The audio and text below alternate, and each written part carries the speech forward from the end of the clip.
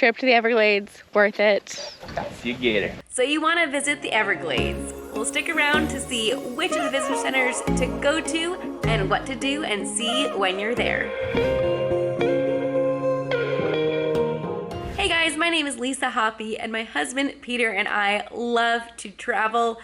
We recently took a trip to Miami and Key West, and along the way we stopped at the Everglades, and I did not realize that there are actually four different visitors centers for the Everglades, and we've actually been to all four. So I want to talk through those and which ones you should go to and which ones maybe you should skip. So I'm going to start with the one that we liked the least and go to the one that we liked the best. So the first one that we went to was actually back in 2019 when we were doing some Florida exploring on the Gulf side. We went to the Gulf Coast Visitors Center, and it was a temporary structure at that point. It was actually, the original one was destroyed in 2017 by Hurricane Irma.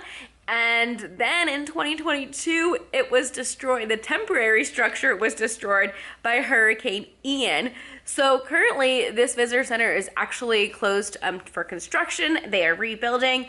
When another hurricane comes along, I don't know, they better buckle down.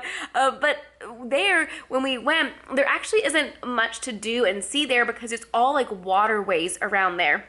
So if you have a kayak that you're gonna bring or wanna rent one, like there's a boat launch there. Now we were able to view that visitor center without paying the entrance fee to the park, but if you do for any of these want to start exploring any of the park, then all of those is a $35 entrance fee for the national park. That $35 is good for 7 days. So if you're able to, see all four in 7 days, then you only have to pay that one time.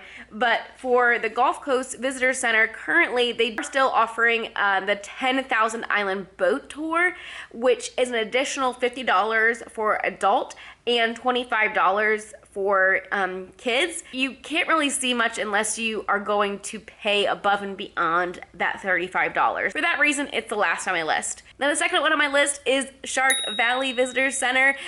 This one is in between the Gulf and in between the coast. So it's kind of right in the middle there. And along that road, it's known as Alligator Alley.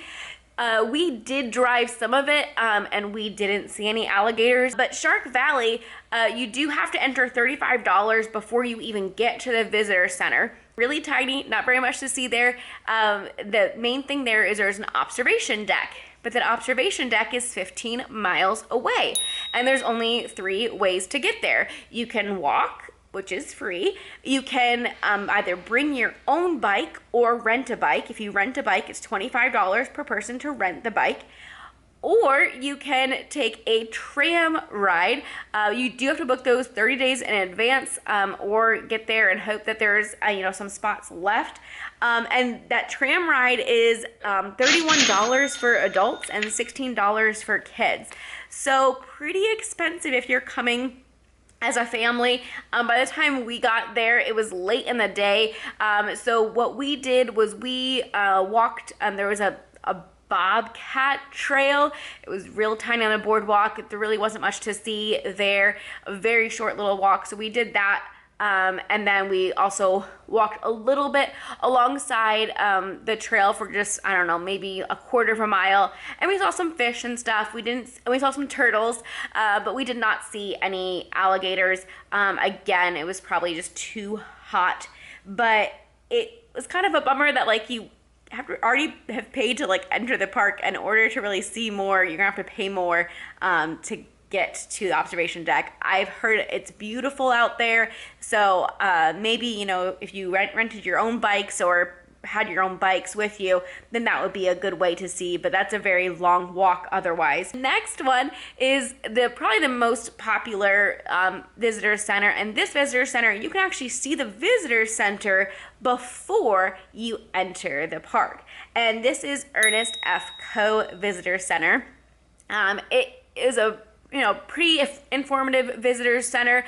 The coolest thing that they had was along the floor, they had this beautiful mosaic, and the mosaic actually represented the different terrains that you would see in the park, whether it was a sawgrass area or the mangrove area or like their little rainforest. So I was honestly kind of shocked at how just diverse the Everglades is. I know that's what they're known for, but it's crazy. You're driving and you're just like, this is sawgrass all around. Like, how are we going to see anything else? And all of a sudden, you're in like dense forest, and then you're in like a rainforest, and you're like, what, how is this possible? So it is very diverse. It is such a very interesting place to visit.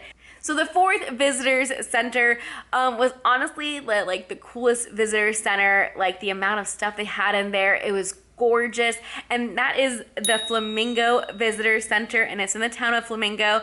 And the only way to get there is, I guess, if you kayaked through from above, you could have got there from a different visitor center. So this is where we are.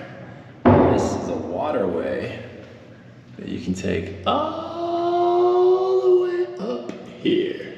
Oh my goodness. That'd be a long paddle. That's why there's like camping along the way. Yeah. I'm like wondering, how do you get to like these campsites? Yeah. But really the easiest way is by car, and that would be from Ernest FOUR Visitor Center, paying the $35 to enter the park, and then driving to Flamingo. And that is about a 45-minute drive.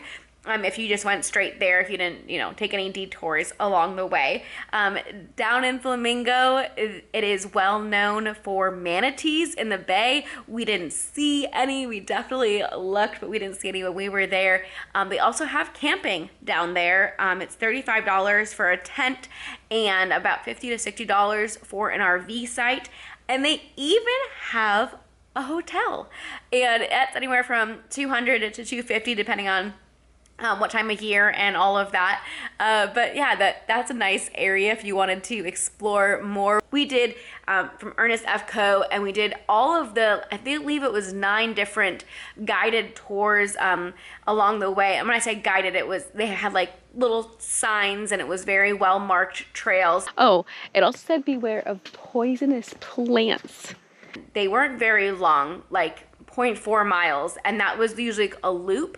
So I was thankful they weren't very long hikes because it was very humid there. 95 degrees, and with the humidity, it's 11 degrees higher than normal. With humidity, it feels like 106. Oh my goodness. Yeah, what are they eating? They're waiting to eat you when you pass out. Pass out from the heat. From the heat. But those hikes did allow you to see quite a lot. One of our favorite trails was the Mahogany Hammock Trail. It was definitely very unique. A lush tree island. A tropical hammock. Island of trees, that's just crazy. It's like all flat around and trees.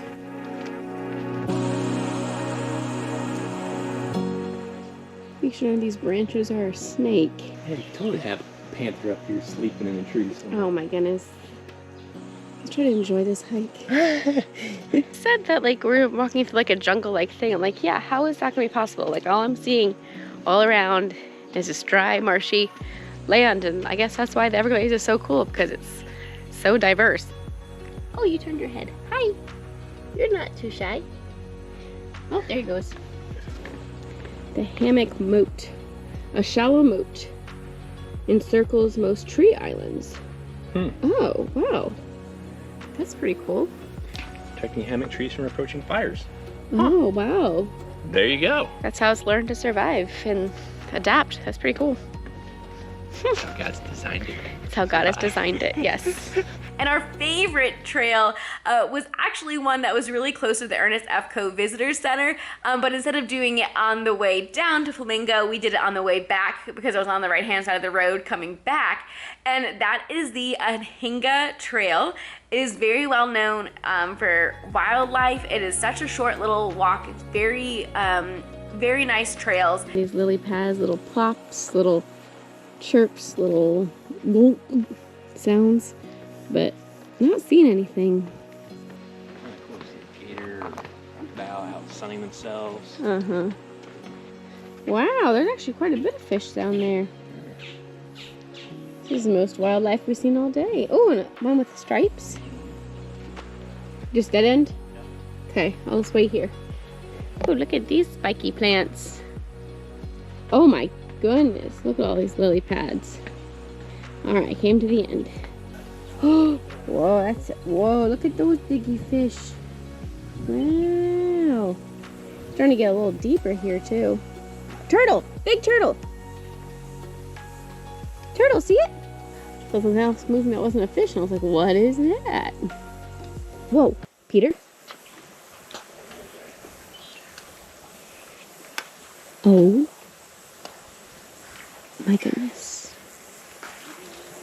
I am glad I came to the end. Oh my goodness. She was trying to get a picture and I was pointing at it and then it moved and I went, So yeah, I definitely freaked out as I had my back towards the alligator. It started to splash. I freaked out so much, so I crack up every time I see that picture.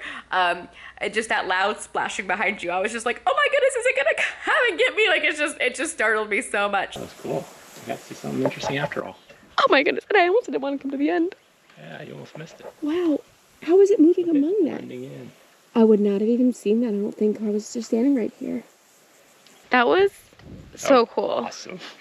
Okay, trip to the Everglades, worth it. Got to see a gator. Got to see a gator up close. That is like the closest. Right below our feet. Right below our feet. Like what? 2 feet down? 3 feet? Now I'm like looking like where are these lily pads moving? Because now I know what to look for. But like that just blended in so good. It's crazy.